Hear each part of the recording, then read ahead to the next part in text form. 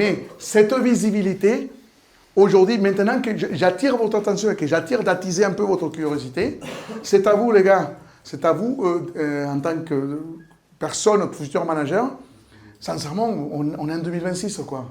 Des fois, la différence entre choisir un manuscopique 9 mètres, ou 12 mètres, ou 15 mètres, et de choisir un type roto, va vous changer complètement le tas unitaire, d'accord, de vos équipes, et la pénibilité de vos équipes, et la sécurité de vos équipes.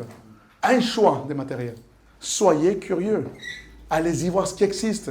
Soyez curieux. Il y a plein de matos que vous pouvez utiliser.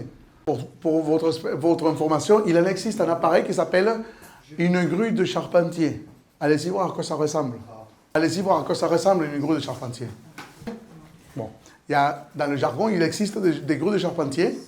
C'est une vraie grue, avec une sorte de palan, voilà, qui est inspirée sur le même type de fonctionnement que les grues grand-pente qu'on voit souvent en Angleterre. Ce n'est pas une grue à tour non plus fixe, c'est une grue charpentier. Et des solutions comme celle-ci, vous qui venez, il y a beaucoup de gens de génie civil ici. C'est pour moi une putain de boîte, quoi, au niveau de génie civil, travaux de montagne. Donc c'est moi qui ai fait toutes les stations de pompage, et il a fallu qu'on crée des locaux en milieu de la montagne, parce qu'ils sont en coup de bélier. En fait, quand on envoie le pompage, et c'est une pompe qui tombe en panne, tu as tous les contenus, tous les mètres cubes qui tombent de la montagne, qui peut te détruire en une station de pompage. Donc il a fallu créer des outils comme ça. J'utilisais des matos. Là, pour cette opération-là, je venais du monde du bâtiment. Il a fallu que j'étais déjà suffisamment expérimenté. J'avais fait des chantiers déjà de plusieurs dizaines de millions d'euros. J'étais déjà un peu reconnu quand même dans ma boîte au moins. Et bien, il a fallu que je recommence de zéro, quoi. J'ai appris que je n'avais pas le droit de traverser avec une brouette, les gars, en cours d'eau. C'est la police d'eau qui m'est tombée sur le coin du pif. Il existe une police de l'eau. Oui, c'est vrai, ça. Vous, oui, mais pour vous, ça vous semble tellement évident. Moi, je découvert à la mauvaise.